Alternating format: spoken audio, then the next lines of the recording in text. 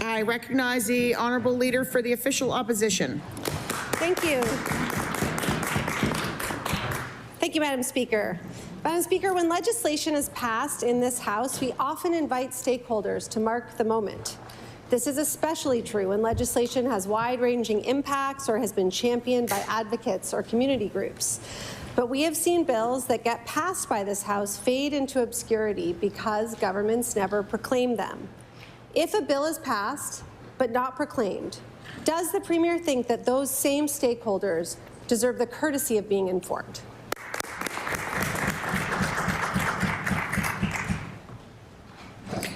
I recognize the honourable Premier. Thank you.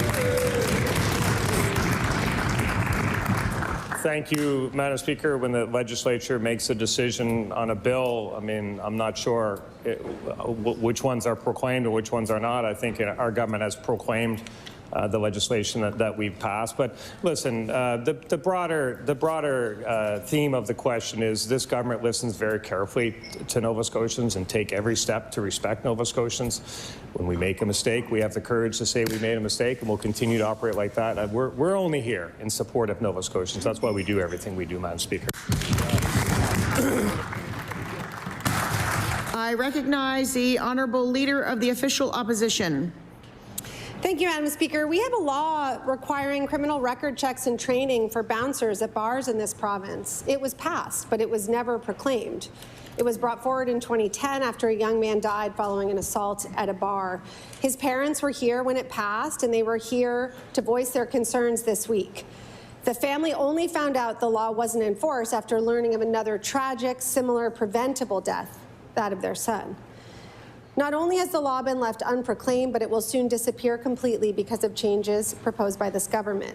Will the government enact this law so that no other family has to go through what this family suffered?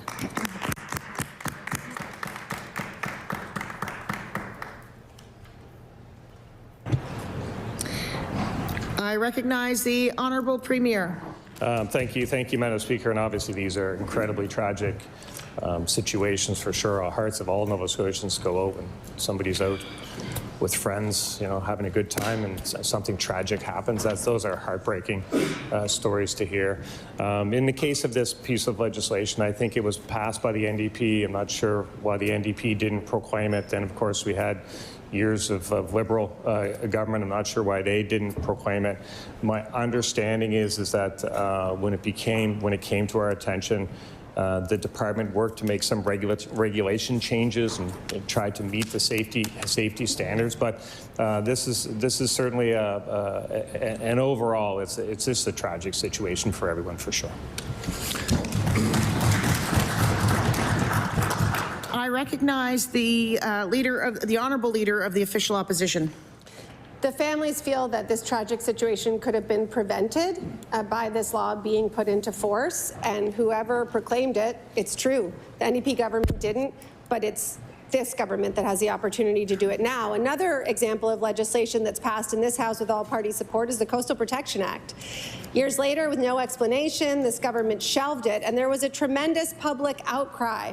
Despite this government's terrible decision not to enact the law, that public outcry has actually forced some of the investments that we've seen. But now with these changes, Nova Scotians won't know when legislation isn't enacted. In addition to all of the other attempts to evade oversight, why does the Premier think that keeping information about the bills that govern us secret is necessary? Order. We ran out of time.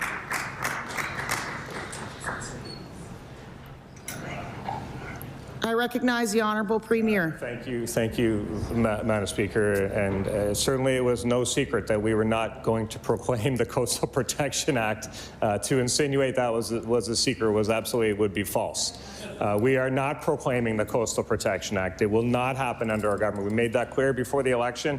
Nova Scotians had a chance to have their say on what they thought of that as part of the election, and I think they spoke loud and clear. Because what we did do, and they had great respect for, is we initiated another suite of actions. So, Madam Speaker, if we're not going to proclaim a piece of legislation, we will be pretty frank and clear, and it's unfortunate that the NDP wasn't equally as frank and clear when they decided not to proclaim this legislation all those years ago, Madam Speaker.